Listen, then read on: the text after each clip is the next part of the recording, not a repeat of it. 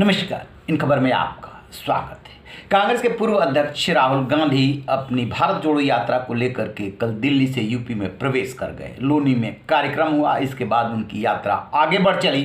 3 दिन यूपी में रहने वाली है और 3 जिलों 11 विधानसभा सीटों 3 लोकसभा सीटों को वो टच करेगी। गाजियाबाद, बागपत, शामली, इसके बाद हरियाणा की तरफ बढ़ करके वो कश्मीर के लिए निकल जाएंगे। 30 जनवरी को वहाँ जा करके यात्रा का समापन करने वाले हैं। इस बीच उन्होंने जो 9 दिन का ब्रेक लिया था उसमें समाजवादी पार्टी, बहुजन समाज पार्टी, लोक दल को चिट्ठी लिखी थी और भी कई नेताओं को चिट्ठी लिखी थी कि आइए यात्रा में शामिल होइए, समर्थन दीजिए। पहले तो अखिलेश यादव और उनसे पहले जयंत चौधरी मना कर गए कि हमारे पास टाइम नहीं है, हम व्यस्त हैं। अखिलेश यादव इस बात को लेकर तंज कसते रहे कि कहाँ है निमंत्रण, जरा न्योता आप हमें दिखा दीजिए। बहरहाल न्योता पहुँचा, देर से ही नेता पहुंचा लेकिन पहुंचा। उसके बाद अखिलेश यादव ने चिट्ठी भेजी राहुल गांधी को, धन्यवाद दिया बुलाने के लिए और शुभकामनाएं भेजी। ऐसे ही मायावती ने ट्वीट करके शुभकामना दी। जयंत चौधरी मौन थे। जैसे ही कल यात्रा पहुंची है यूपी में, जयंत चौधरी ने ट्वीट किया है और उसमें उन्होंने ये संज्ञा दी है कि जैसे ज़मीन से जो कच्ची मिट्टी निकलती है उससे ईंट बनता है, कब? पक करके, तपस्या करके, आग में जब उसको तपाया जाता है, उससे तुलना की है और उससे फिर इमारत खड़ी होती है। उससे तुलना की है राहुल गांधी की यात्रा की और उन्हें तपस्वी बताया है, उनको सलाम किया है, यात्रा को सलाम किया है कि भारत जोड़ो यात्रा अपने मकसद में कामयाब हो। इसके बाद सवाल उठ रहे हैं कि जो जयंत चौधरी सबसे पहले जवाब दे गए थे कि हमारे पास टाइम नहीं है, जो अखिलेश यादव तंज कस रहे थे, सबके सब राहुल गांधी की यात्रा को क्यों शुभकामनाएं भेज रहे हैं? कहाँ स्वार्थ टकरा रहा था और अब कहाँ साथ आने को मजबूर है और क्या इससे फ़र्क पड़ेगा?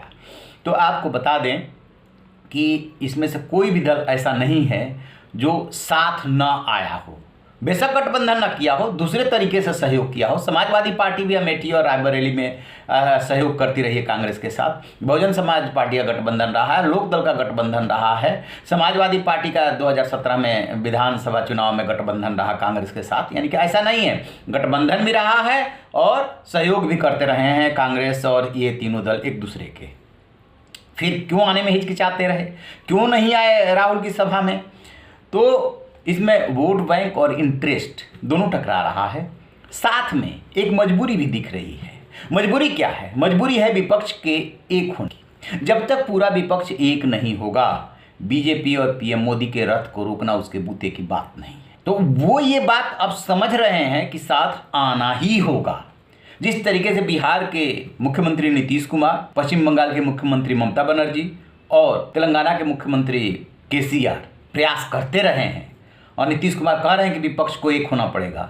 उसमें कई लोग सुझाव देते हैं कि माइनस कांग्रेस आप बीजेपी से नहीं लड़ सकते, क्योंकि कांग्रेस ही वो इकलौती पार्टी है जिसका स्ट्रक्चर, जिसका ढांचा, जिसका संगठन पूरे देश में है और वही सबसे पुरानी पार्टी है। लंबे समय तक उसने शासन किया है और आज भी उसी के सबसे ज़्यादा लोकसभा सदस्य हैं, चाहे जिस भी स्थिति में हो। बेशक आधिकारिक तौर पर विपक्ष का दर्जा ना मिला हो उसे।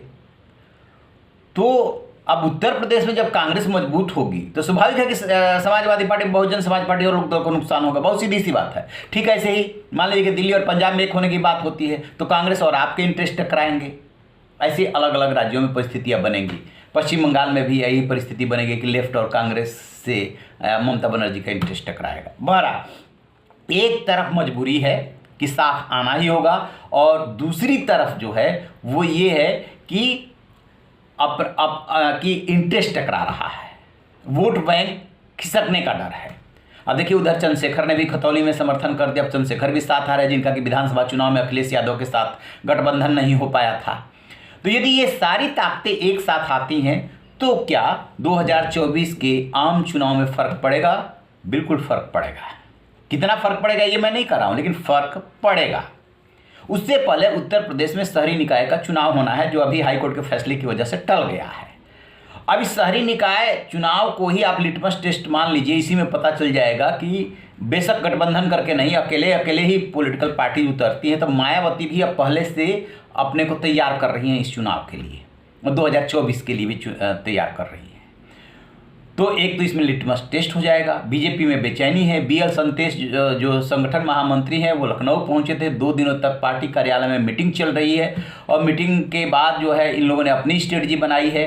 बीजेपी में बेचैनी इसलिए बढ़ी है कि राजनीति संभावनाओं का खेल है और ये सब एक साथ आ सकते हैं। जब सपा और बसपा में 1995 के गेस्ट हाउस कांड के बाद संबंध खराब हो गए थे, लेकिन 2019 आते आते रिश्तों पर जमी बर्फ पिघली। समाजवादी पार्टी, बहुजन समाज पार्टी साथ में आई, मुलायम सिंह यादव और मायावती एक मंच पे दिखे।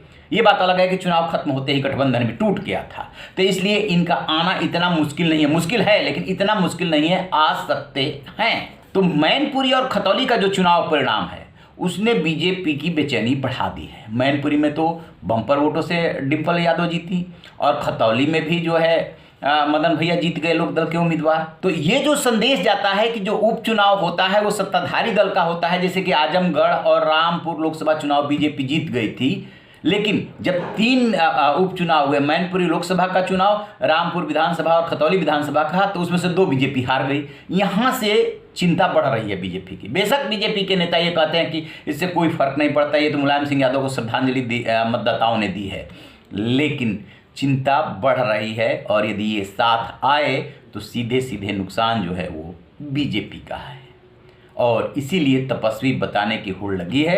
जयंत चौधरी इस बात का इंतजार कर रहे थे कि जिस समाजवादी पार्टी अखिलेश यादव से उनकी पार्टी का गठबंधन है उसका संकेत, उनका इशारा वो भांप रहे थे कि ऐसा ना हो कि मैं समर्थन करूं और अखिलेश यादव न करे तो इससे मतभेद का संदेश चला जाए। यही वजह है कि जैसे ही अखिलेश यादव ने राहुल गांधी को चिट्ठी लिखी और जैसे ही राहुल गांधी यूपी पहुंचे वैसे ही जयंत चौधरी ने उनको तपस्वी करार दे दिया और सलाम भी ठोक दिया। रहिए ना बेखबर, देखते रहिए इन खबर। इन खबर चैनल को सब्सक्राइब करें।